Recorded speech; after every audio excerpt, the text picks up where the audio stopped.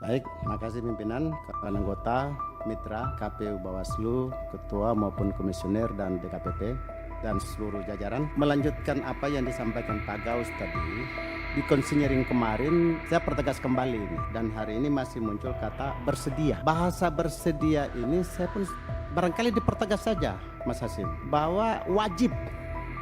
Kata wajib itu artinya kalau teman-teman di daerah maupun di daerah yang jadi anggota DPRD terpilih, anggota DPR RI terpilih dan DPD RI terpilih mau jadi bupati, wali kota atau gubernur, dia wajib mengundurkan diri dan tidak dilantik. Kalimat itu harus dipertegas supaya tidak ada lagi spekulasi orang terpilih coba-coba lagi jadi calon gubernur misal. Setelah dianggap mereka ini surveinya lemah, saya tidak bersedia lagi bos, tersandra lagi partai politik. Jadi kalimat wajib itu harus nyata di dalam PKPU. Jangan lagi ada bersedia. Bersedia itu kan bisa tidak bersedia.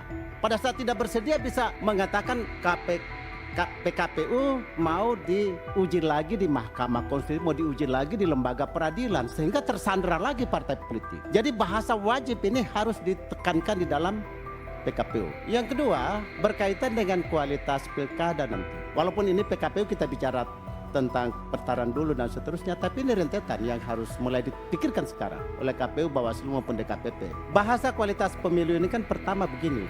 Tidakkah kita pikir money politik dilegalkan aja di PKPU dengan batasan tertentu? Karena money politik ini keniscayaan ini. Kita juga tidak money politik, tidak ada yang pilih.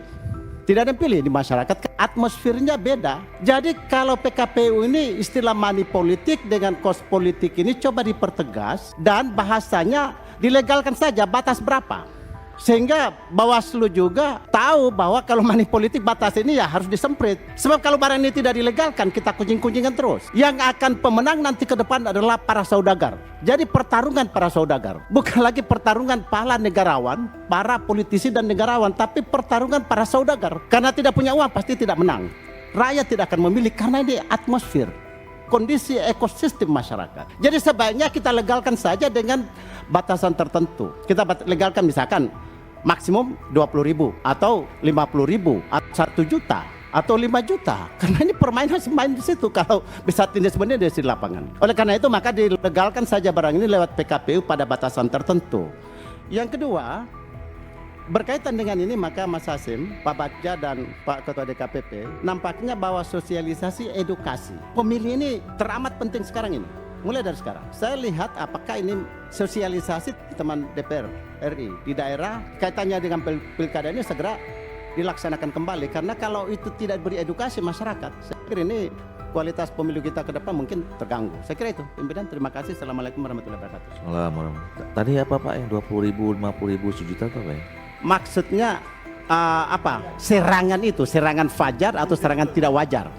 Karena tidak ada lagi serangan fajar sekarang, serangan 3 hari terakhir. Jadi serangan wajar atau tidak wajar dibiarkan aja menjadi, tapi legal dibatasi di PKPU berapa ini?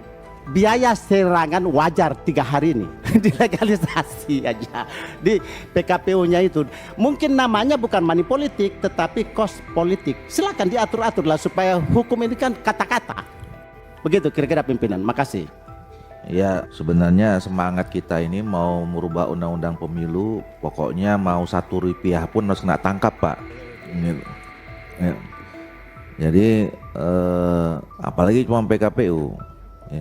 Memang saya kira kita semua ini merasakan bahwa situasi pemilu kemarin itu tidak wajar kalau bahasanya Pak Hugua. Ya termasuk Pak Hugua juga. Nah oleh karena itu caranya kita harus memperbaiki, membuat aturan yang lebih kuat, lebih keras, lebih detail ya supaya itu tidak terjadi, kira-kira gitu. Jadi Pak Hugua ini nyindir kita sebenarnya nih semuanya ya, nyindir. Makasih Pak Hugua.